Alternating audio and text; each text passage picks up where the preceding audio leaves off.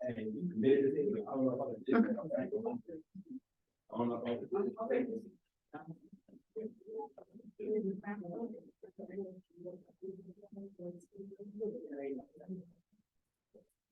everyone. We're going to get started. We'll take questions in the room first, then we'll hop over to Zoom. For the Zoom, please use the raise your hand.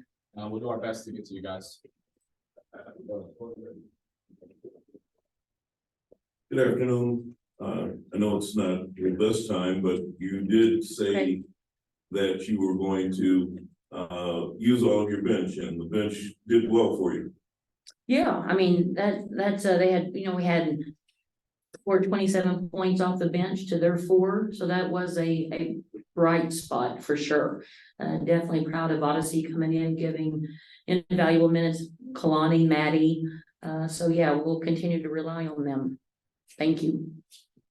Hey, Coach Trini Barton with Offering Production. Hi there. You guys played a pretty great game overall. What are some things that you saw that actually let the game get away from you? I think that third quarter, only coming out of the locker room scoring 12 points. Vegas came out and punched us pretty hard in that area. We only had 12 turnovers. Most coaches would be going, okay, that's pretty good, especially when you play fast with the pace. But they scored 21 points off those turnovers. And we left 6 free throws at the line. I mean, so we had opportunities, and I'm gonna go back to their 14 second chance points too. So we had opportunities. So we just got to clean up a few things, make some adjustments, and get ready for Tuesday. Anybody else in the room? Okay, jump over to Zoom. Isaac. Hey, Coach. What did you see from Odyssey specifically? It seemed like both times she checked in, it really gave the team a spark. That's it. She is that, lack of better terms, energizer bunny. I mean, she's been there and done that. She's been in these on these big stages before, and yeah, she comes in and gives us invaluable minutes. Like I said, I think at half she was plus 10. And so I wanted to go back with Chris because I didn't want her to get too low. And so, but yeah, I'm so glad that we picked up Odyssey and that she's with us. Thank you, Coach. See you Tuesday. Thank you. Go ahead, Peter. LT, their starting lineup was plus 29 in 20 minutes. How do you stop them in game 2?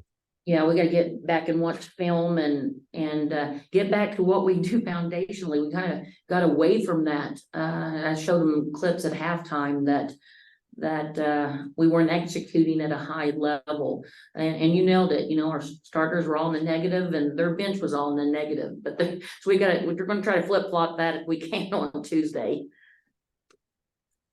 Jordan. Hi, LT. So there was a moment in the third quarter where your team had 3 possessions and it resulted in 3 straight turnovers. So what's going to be the biggest thing in terms of taking care of the ball more heading into game 2?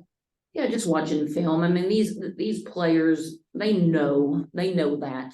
And so when we get back and watch film, and they'll be the first one to say that, we can't force it inside. We may have to make the extra pass and rotate the ball side to side to look to get our post more looks. But yeah, I mean, we just got to value the ball and not force anything. I always tell players, your teammate's always going to look open, but you got to look where the defense is. That's the deciding factor if you should make that pass or not. Thank you. Thank you. Hey, Coach. As far as the team's ball screen defense, it was a little struggling, especially in the second half compared to the first half, where Odyssey and Kalani were really like breath changes as far as the pace of the game. Can you speak to how that's going to change in game 2 and a different approach? Yeah, actually, I thought it was first half because we watched clips at halftime that we weren't doing very well at the point of attack and then on the ball screens. So yeah, once we clean that up going into Tuesday's game, it's going to be much better. And last one, the guys. Hi, Coach. I hope you're doing well, first and foremost. Thank you.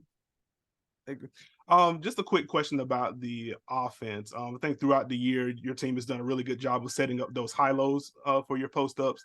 It felt like the Aces bothered those today. Was there anything in particular that the Aces did to restrict those, or did you feel like it was more just an execution deal for you? Yeah, they did a really good job. What they were doing is sending over their 2-9. So on those lob passes, and I always say, when one of the slowest passes in basketball, right? The bounce pass and the lob pass. And so when we were just spaced out too much trying to make that same pass. And when we do that, 2-9 would come over and swat it from behind or look to block. And so we've got to do a better job of rotating the basketball. Got you. Thank you. Thank you. One more in the room, coach. Yes. Hey, Coach. Yes. Sato was the most improved player of the league. Congratulations to her on that. Yeah.